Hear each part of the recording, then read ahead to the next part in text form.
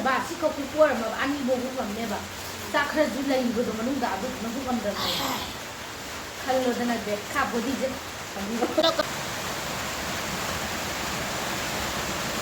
ꯑꯗꯨꯒ ꯑꯃꯨꯛ ꯋꯥꯡꯍꯜꯂꯣ ꯈꯔ ꯀꯃꯥꯏꯅ ꯇꯧꯒꯦ ꯚꯥꯏ ꯃꯌꯥꯝ ꯍꯥꯏꯕꯁꯦ ꯃꯌꯥꯝꯅ ꯍꯣꯡꯗꯣꯛꯄꯤꯔꯣ ꯍꯥꯏ ꯑꯗꯨꯅ ꯈꯨꯔꯨꯝꯖꯔꯤ ꯃꯌꯥꯝ ꯉꯁꯤꯗꯤ ꯅꯣꯡꯃ ꯅꯣꯡ ꯇꯥꯕꯁꯤꯗ ꯑꯩꯈꯣꯏ ꯆꯦ ꯏꯕꯥꯅꯤ ꯆꯥꯕ ꯆꯦꯂꯦꯟꯖ ꯇꯧꯔꯛꯀꯦ ꯍꯥꯟꯅꯗꯤ ꯇꯥꯟꯅꯔꯛꯀꯦ ꯑꯗꯣ ꯍꯧꯖꯤꯛ ꯊꯣꯡꯕ ꯑꯃ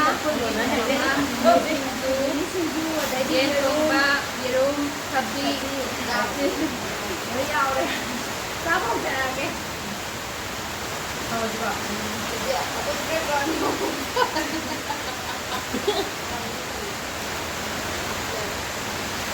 ꯆꯠꯁꯜꯂꯣ ꯑꯃꯗꯤꯅ ꯈꯜꯂ ꯐꯪꯈ꯭ꯔꯦ ꯑꯃꯗꯤ ꯏꯟꯖꯥꯡ ꯈꯨꯍꯥꯎꯗꯤ ꯂꯩꯇ꯭ꯔꯦ ꯀꯅꯥ ꯊꯣꯡꯉꯤꯅꯣ ꯍꯥꯎꯋꯦ ꯃꯤꯅꯗꯤ ꯊꯥꯒꯠꯄꯤꯔꯛꯇ꯭ꯔꯦ ꯉꯁꯥꯏꯅ ꯑꯩꯈꯣꯏ ꯏꯇꯩꯅ ꯊꯥꯒꯠꯂꯝꯃꯣ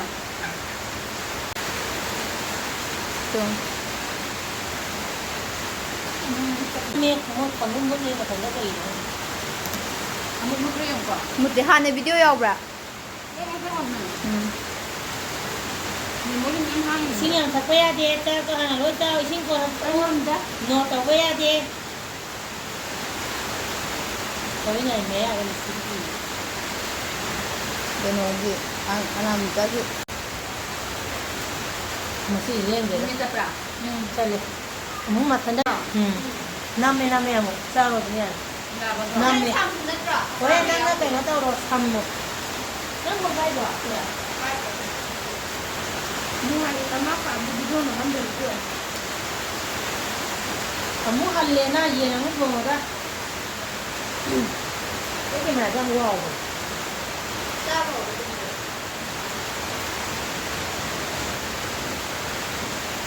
ꯅꯣꯏ ꯑꯅꯤ ꯉꯁꯤꯗꯤ ꯑꯩꯅ ꯋꯥꯆꯞꯇ ꯌꯣꯟꯕ ꯇꯥꯔꯦꯗꯅ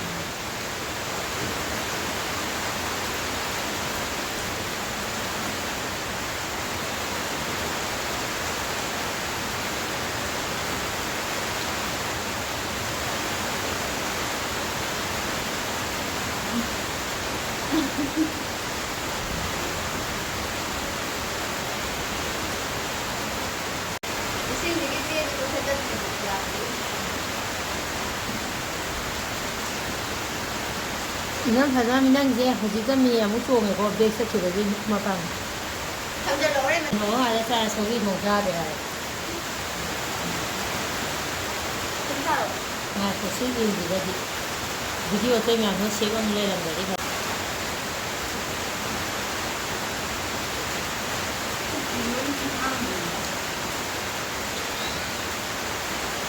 ꯌꯦꯗ ꯅꯤꯡꯊꯧ ꯍꯦꯜꯂꯦꯅ ꯉꯔꯥꯡ ꯐꯪꯉꯤ ꯌꯥꯗꯦ ꯉꯁꯤ ꯐꯪꯉꯤ ꯀꯩꯅꯣ ꯍꯦꯛꯇ ꯁꯣꯏ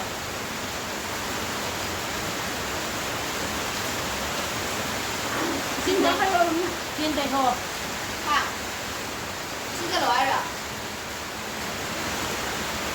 ꯄꯨꯖꯥꯒꯦ ꯍꯥꯏꯔꯣ ꯁꯤꯗꯒꯤ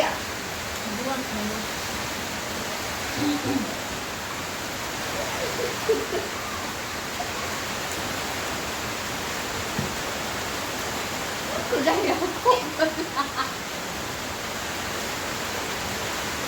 ꯅꯪ ꯐꯖꯅ ꯊꯣꯡꯍꯜꯂꯦꯕ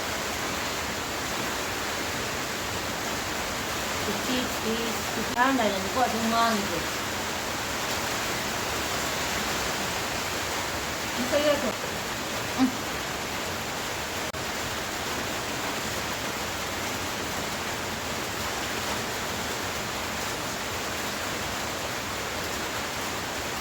Kayo nang lola niyo. Ay, di ba? Wala sa amin yung minang sila kami nila. Abu nasisag. Ako siya nang galing masakit sa dyan nito.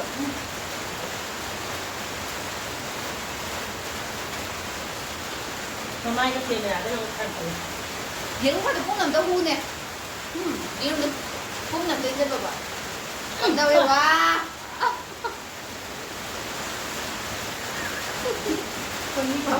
살려너.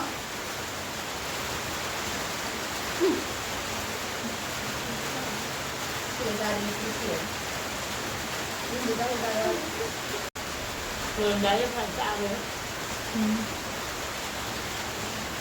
해보래. 너.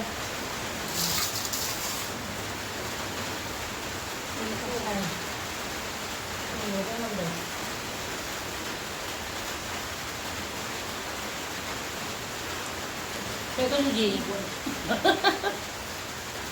지금까지랑 더 봐.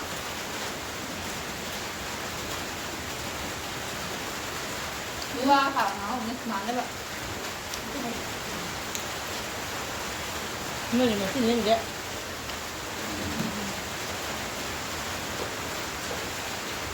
glass của cô ta làm sao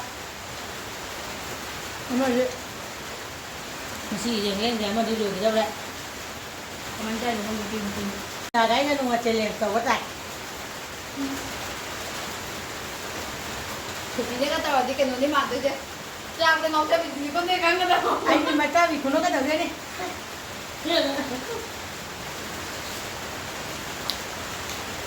Việt rồi này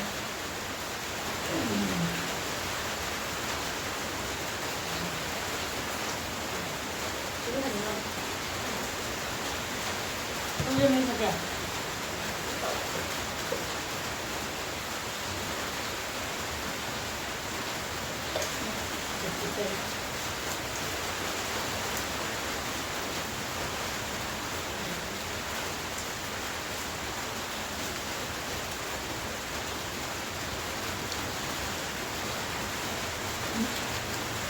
Nuôi cái bạn lắm.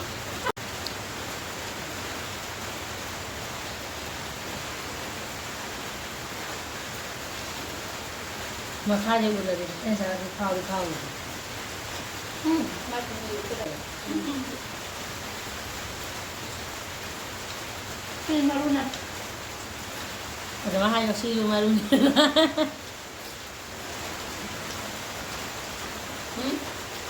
này 라면을 이거 넣어요. 자, cái nào mi béo đeo rồi 그래? Mr. 또 미리 잘안 써. 누워야 또. 무슨 일이야? 무슨지. 아, 꼭 가야 되래.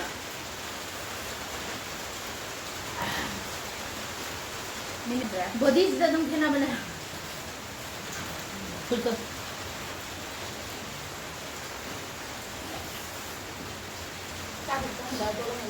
남들라.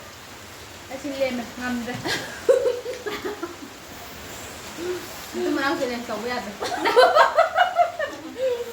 hay cao nên là sáng nay chị lên ngâm bầm mì tự cô bầm mì tự nè thằng nó muốn cô bần hay ông thì các máy dâu nhỉ hay ông đừng nên tuyệt rồi nè à đúng cô đâu mà thằng tự dùng của má này mà cô đi ra cô mang mai sau đi xong cái sáng thì tôi nó mang chán ăn cằn rồi xin nào đây xin được này xin cho em bạn xin ốp đi vậy xin qua đây đi xa giờ mới sao này anh đi cái này có gì phải đi hàng gì đấy anh dùng mình đây không vì ngay thì chay gì với cả nhưng mà không nên trái gì hắn làm nó tiệm tục nó rồi xong luôn năm phút rồi xong đấy mà cô một dân gì vậy một dân rồi à tôi sắc cái nhau rồi bà chỉ có cái cua mà ăn đi bông cũng làm đấy bà sắc hết rồi lấy vừa rồi mà nó đã được nó cũng làm được khai rồi thế này để khắp body chứ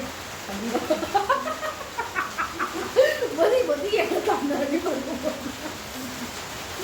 rồi gì mà không làm được nó mới gì đó nó mới chứ anh để không mỗi à năm sao có ta body khai sao đấy mà năm là nó yêu mấy đâu rồi mới đi đâu đây em phản này nó rồi mà mấy đi siapa dia kalau itu aja aku mau sebenarnya mau apa mẹ nuôi chúng ta cái con chim hàng đấy mà thằng này sẽ kém đây là cái đó mà thằng đấy sao vậy em ai ra chỉ lên số bảy cái chân phim mà chúng nhau là cái gì mua làm bả ai ra bây mà cũng tao ra cái mẹ anh đi cái cái sự kháng nghị đã chỉ có máy tàu mà nó sao được làm bà đúng nhà nè bà đúng nhà đi ai có bà làm cái